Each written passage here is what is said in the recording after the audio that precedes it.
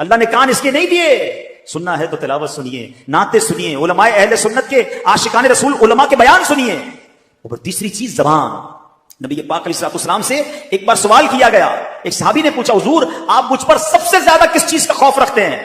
نبی پاک نے اپنی زبان اقدس پکڑ کر فرمایا, اسے. سب سے زیادہ سینسٹیو. آپ کو پتا ہے جسم کے باقی اعضاء تو اوپن ہیں, زبان وہ ہے جس کے 32 پہرے دار ہیں, اور کسی باڈی پارٹ کے 32 پہرے دار نہیں ہیں. 32 دانتوں سے کنٹرول کیا گیا اس کو, مگر وہ 32 پہرے داروں کو توڑ کر بھی جب چلتی ہے نا تو پتہ نہیں کسی کا گھر توڑ دیتی ہے, کسی کا دل توڑ دیتی ہے, کسی سے جھگڑا کر دیتی ہے, کسی سے پارٹنرشپ ختم کر دیتی ہے, بیوی کو طلاق دے دیتی ہے. زبان کیا کچھ نہیں کر سکتی. خدا کی قسم یہ نعمت بھی کمال کی ہے. اگر اس نعمت کا صحیح استعمال کر لیا جائے تو بیٹھے بیٹھے نیکیوں کا انبار لگ سکتا ہے. سب مل کر کہیے سبحان اللہ, کہیے الحمدللہ, اللہ اکبر. کتنی دیر لگی؟ 30 سیکنڈ بھی نہیں لگے. بیٹھے بیٹھے کیا کما لیا پتا ہے آپ کو؟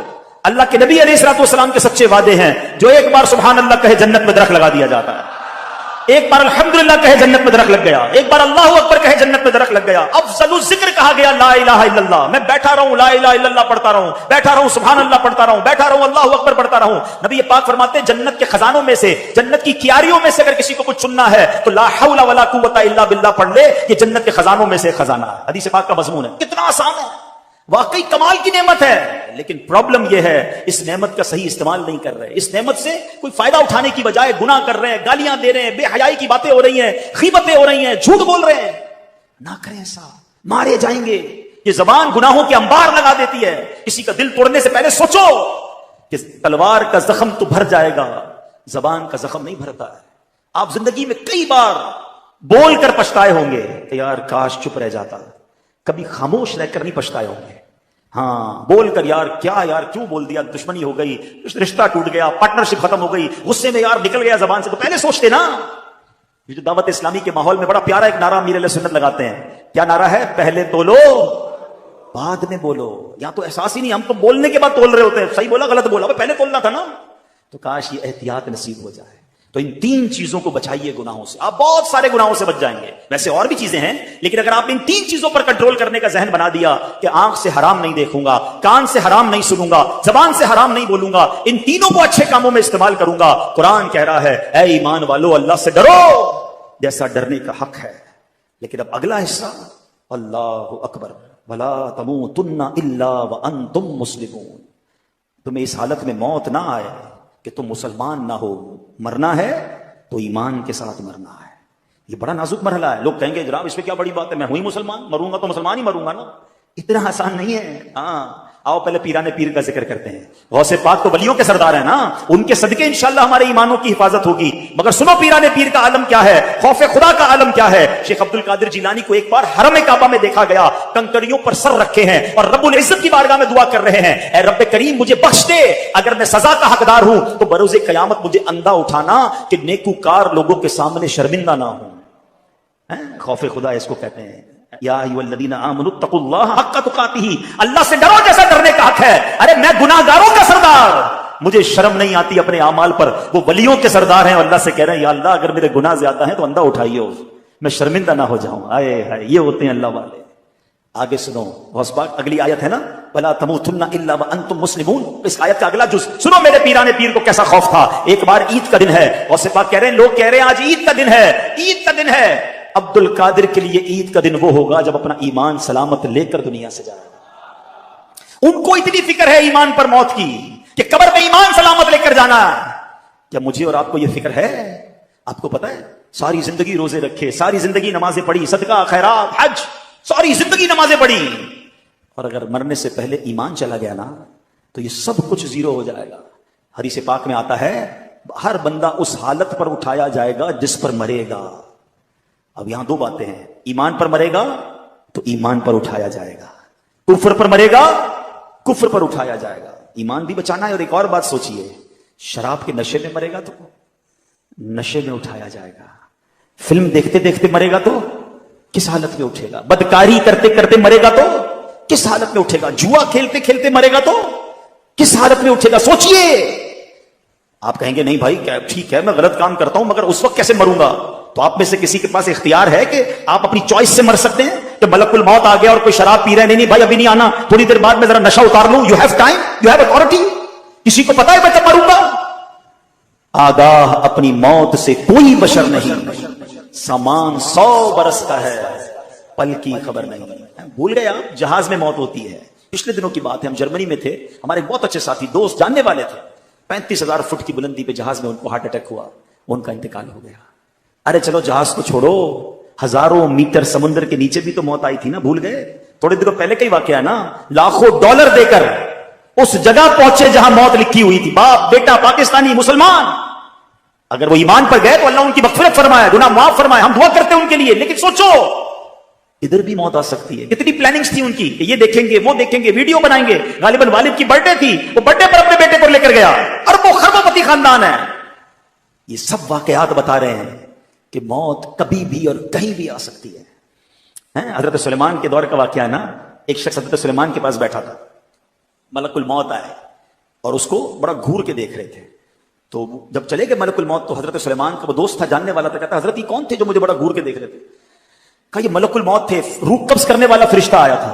कहा हजरत लगता है मेरा टाइम करीब आने वाला है, इतना घूर के देख रहे थे. आपकी तो हवाओं पर हुकूमत है, आप जल्दी से हवा को हुक्म दे मुझे यहां से हिंदुस्तान ले जाए. अब गालिबन मिस्र था वो. हजरत सुलेमान ने हवा को कहा इस बंदे को हिंदुस्तान ले जाओ, हिंद ले जाओ. थोड़े दिनों बाद मलकुल मौत आए तो हजरत सुलेमान ने पूछा, ए मलकुल मौत, ए रूह कब्ज करने वाले फरिश्ते, थोड़े दिनों पहले तुम आए थे, मेरा एक दोस्त बैठा था, बड़ा तुम उसे गौर से देख रहे थे, माजरा क्या था?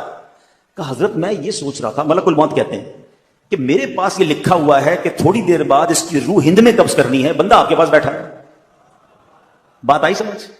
उसको पहुंचना था वहां पर. उसने खुद कहा हजरत सुलेमान से कि हुजूर आप हवा को हुक्म दें कि मुझे हिंद पहुंचाया जाए. वहीं पहुंचेंगे मैं और आप. अल्लाह करे मदीने पहुंचे. या अल्लाह सखी के दर पर आए हैं, हमें मदीने के सिवा कहीं मौत ना देना. जब आखिरी वक्त आ जाए मौला मदीने बुला लेना. सब गुम्बद के जलवे हो, आका का जलवा हो, ईमान और आफियत पर कलमा पढ़ के मदीने में मौत नसीब हो जाए. खुदा की कसम खुश नसीब है जो मदीने में मरता है. नबी पाक ने फरमाया तुम में से जिससे हो सके वो मदीने में मरे, कि जो मदीने में मरेगा मैं उसकी शफाअत करूंगा. मेरे प्यारे इस्लाम में जो टारगेट अब ले लो आज, एक तो ईमान पर मरना है और बुरा खात्मा ना हो, गुनाहों के दौरान नहीं मरना है. अब वो बंदा सोचे जो शराब पीता है कि शराब पीते पीते मर तो सकता हूं ना. जो बदकारी करता है वो सोचे बदकारी करते करते मर तो सकता हूं ना. जुआ खेलने वाला सोचे कि जुआ खेलते खेलते मर सकता हूं. चोरी करने वाला सोचे कि किसी का घर लूट रहा हूं, किसी की जेब काट रहा हूं, किसी को पिस्तौल दिखा के मोबाइल छीन रहा हूं, उसी वक्त मर गया. तो आका ने फरमाया जिस हालत में मरेगा उसी हालत में उठाए. क्या मुंह दिखाऊंगा अल्लाह को? है अल्लाह की नाफरमानी करते करते मरूं. मां बाप को सताते सताते मर गया तो क्या हुआ? क्या होगा सोचो. भाई बहनों के साथ ज्यादती, अपनी बहनों की विरासत पर कब्जा करके मर गया तो क्या अल्लाह को मुंह दिखाऊंगा? मरना है याद रखना, मगर बुरी मौत नहीं मरना है. अब मुझे बताओ तमन्ना सबकी क्या है? कि नमाज में मौत आ जाए, सजदे में मौत आ जाए, कुरान पढ़ते पढ़ते मौत आ जाए, कलमा पढ़ते पढ़ते मौत आ जाए, मस्जिद में मौत आ जाए, है ना तमन्ना? अब मैं आपसे सवाल करता हूं, सच्ची अपने दिल से सच्चा जवाब देना. बताओ किसका चांस ज्यादा है अच्छी मौत का? उसका कि जो एक वक्त की नमाज नहीं पढ़ता है, जो बेहयाई के काम करता है, जो दोस्तों के साथ बैठकर गीबतें करता है, फिल्में ड्रामे गाने बाजे देखता और सुनता है, जो शराब की महफिलों में ताश की महफिलों में बैठता है, उसको मौत आएगी तो क्या उसको सजदे वाली, कुरान वाली, तिलावत वाली मौत आएगी? ये सच बताओ उसका चांस ज्यादा है जो 5 वक्त बाद जमात मस्जिद में नमाज पढ़ता है, रोज तिलावत कुरान करता है, 313 बार कम से कम रोजाना दुरूद पाक पढ़ता है, अपने माँ बाप से जब मिलता है उनके हाथ चूमता है, मुसलमानों को नेकी की दावत देता है, कभी दर्स में बैठता है, कभी इज्तिमा में जाता है, कभी मदनी मुज़ाकरे में जाता है, कभी मदनी काफिले में जाता है. अरे मौत तो सबको आनी है. दिल से अपने दिल पे हाथ रख के बताओ किसका चांस ज्यादा है? इंशाअल्लाह जिसकी अच्छी मौत आएगी, यकीनन उसकी आएगी जो रोजाना अच्छे काम कर रहा होगा. मैं सच बताऊं, अक्लमंद वो है, वो काम छोड़ दो जिस हालत में मरना नहीं चाहते, क्योंकि अगर उस हालत में मर गए ना तो वाकई मारे जाएंगे.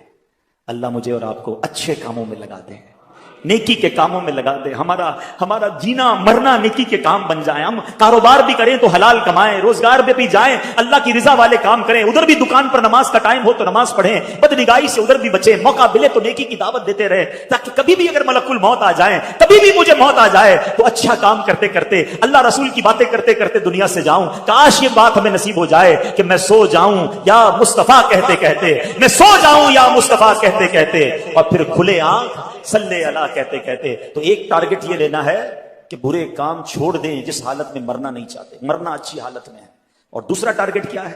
ایمان سلامت لے کر جانا ہے۔ سیدی اعلیٰ حضرت فرماتے ہیں کہ جس کو زندگی میں سلب ایمان کا خوف نہ ہو، یعنی جس کو یہ خوف نہیں ہے نا کہ میرا ایمان چھن سکتا ہے، مرتے وقت اس کا ایمان سلب ہونے کا اندیشہ ہے، ڈر ہے کہ اس کا ایمان سلب کر لیا جائے۔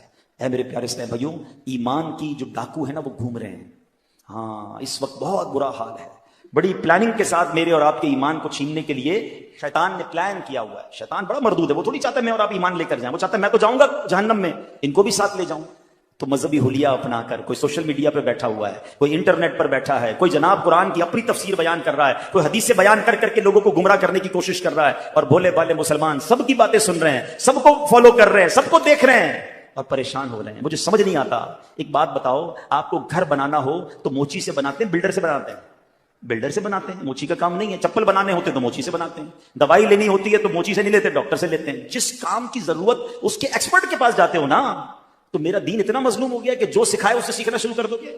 دین بھی سیکھنا ہے تو عاشقان رسول علماء سے سیکھنا ہے، اور دیکھنا ہے کہ ان کے دل میں صحابہ کی محبت ہے کہ نہیں، اولیاء کی محبت ہے کہ نہیں، اہل بیت کی محبت ہے کہ نہیں، رسول پاک کی محبت ہے کہ نہیں، اللہ سے محبت کرتا ہے کہ نہیں۔ ارے جو ان ہستیوں سے محبت نہیں کرتا اس کا میں نے کیا کرنا ہے؟ یہ سب چیزیں آپ نے سیکھنی ہوں گی۔ اے میرے پیارے اسلامی بھائیوں، یہ بڑا پرفتن دور ہے، دین کے نام پر ہمارے ایمان پر ڈکیتی ڈالی جا رہی ہے۔ اعلیٰ حضرت نے 100 سال پہلے سمجھا دیا تھا، سونا جنگل، رات اندھیری، چھائی بدلی کالی ہے، سونے والو جاگتے رہیو، چوروں کی رکھوالی ہے۔ ارے چور ہی رکھوال بن گئے ہیں، آنکھ سے کاجل صاف چرا لے، یا وہ چور بنا کے ہیں، تیری گچڑی تاکی ہے اور تو نے نیند نکالی ہے۔ ہمیں اپنے آپ کی اپنے ایمان کو بچا کر اپنی ایمان کو سلامت لے کر قبر میں جانا ہے۔ تو ایک تو یہ بات کہ ہمیں علماء کرام سے مربوط رہنا ہے، عاشقان رسول علماء کرام سے۔ اور آج دعوت اسلامی کا ماحول آپ کے سامنے ہے، سبحان اللہ، صحابہ کی محبت بھی دیتا ہے، اولیاء کرام کی محبت بھی پلاتا ہے، اہل بیت سے بھی پیار کا درس ملتا ہے، عشق رسول کے جام بھی بھر بھر کے پلائے جاتے ہیں۔ کوالیفائڈ سرٹیفائڈ مفتیان کرام علماء کرام موجود ہیں، ماشاءاللہ مستند کتابیں لکھی جا رہی ہیں۔ جب اتنا کچھ دعوت اسلامی کے پاس موجود ہے تو کیوں نہ ہم اس سے وابستہ ہو کر اپنے ایمان کی حفاظت کریں۔ ایک اور اہم بات، آخری بات، باتیں تو بہت ساری ہیں مگر ٹائم کافی ہو گیا ہے۔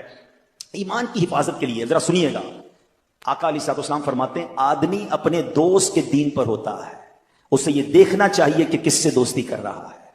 اب غور کیجئے، ہم جوتا نہیں سلواتے جب تک پتہ نہ چلے موچی کیسا ہے، کپڑے نہیں سلواتے اس درزی سے جب تک پتہ نہ چلے یار درزی ٹھیک ہے، کپڑے صحیح سیتا ہے کہ نہیں، ڈاکٹر کے پاس جانے سے پہلے 4 بندوں سے پوچھتے ہیں یار ڈاکٹر ٹھیک ہے کہ نہیں، اور جو تھوڑی دیر بیٹھا اس کا دوست بنا لیا۔ بلکہ اب تو ڈیجیٹل دوست، friend request I accept, friend request I accept, حالانکہ بندہ دوست کے دین پر ہوتا ہے۔ اب لوگوں سے پوچھو نا یار تم نے اس کو دوست بنایا جو صحابہ کو برا بھلا کہتا ہے؟ ہاں بھائی اس کا عقیدہ ہے، میں تو بس صرف دوست ہوں، چائے پیتے ہیں رات کو بیٹھتے ہیں۔ کوئی ہے بھائی وہ اہل بیت کو برا بھلا کہہ رہا ہے، ٹھیک ہے اس کا عقیدہ ہوگا دوستی، میں تو بس ایسے ہم کھاتے پیتے ساتھ ہیں۔ غور کیجئے یہ کدھر جا رہے ہو آپ؟ بد عقیدہ سے دوستی کرو گے؟ چلو میں آپ سے ایک سوال کرتا ہوں، کوئی آپ کی ماں کو برا بھلا کہے، آپ کے والد کو برا بھلا کہے، رات کو بیٹھو گے چائے پینے اس کے ساتھ؟ جاؤ گے اس کے گھر پہ؟ بلاؤ گے اس کو گھر پر؟ نہیں۔ میری ماں کو برا بھلا کہے میں اس کا گریبان پکڑ لوں، اور مومنین کی ماں کو برا بھلا کہے میں اس سے دوستی کروں؟ میرے والد کو برا بھلا کہے مجھے بالکل نہیں پسند ہے، صحابہ کو برا بھلا کہے مجھے کوئی ٹینشن نہیں ہے، ہمارے خاندان والوں کو برا کہے تو مجھے کوئی میں جان لے لوں اس کی، اولیاء کرام کے بارے میں بکواس کرے جو اللہ کے دوست ہیں مجھے کوئی پرابلم نہیں ہے۔ کس سے دوستیاں لگا رہے ہو؟ وہ کیسے میرا دوست ہو سکتا ہے؟ دوست کے دین پر ہوتا ہے۔ اللہ کرے کہ دوست بنانے سے پہلے ہم چیک کریں کہ اس کا دین ایمان کیا ہے، اس کا عقیدہ کیا ہے، اور یہ سب سے زیادہ ضروری ہے۔ اگر وہ اللہ رسول کا نہیں، صحابہ اہل بیت کا نہیں، چاہے میرا رشتہ دار کیوں نہ ہو، میرا اس سے کوئی تعلق نہیں ہے۔ الحب فی اللہ بل بغض فی اللہ، محبت بھی اللہ کے لیے ہے، اگر دشمنی ہے تو اللہ کے لیے ہے، ذاتی کوئی دشمنی نہیں، ذاتی کوئی محبت نہیں۔ آخری بات سن لو، امام حسن مجتبیٰ نے ایک بار مولا علی سے سوال کیا، نواسہ رسول ہے نا، کہتے ہیں اے بابا جان کیا آپ مجھ سے پیار کرتے ہیں؟ کہاں بیٹا تم سے پیار کرتا ہوں۔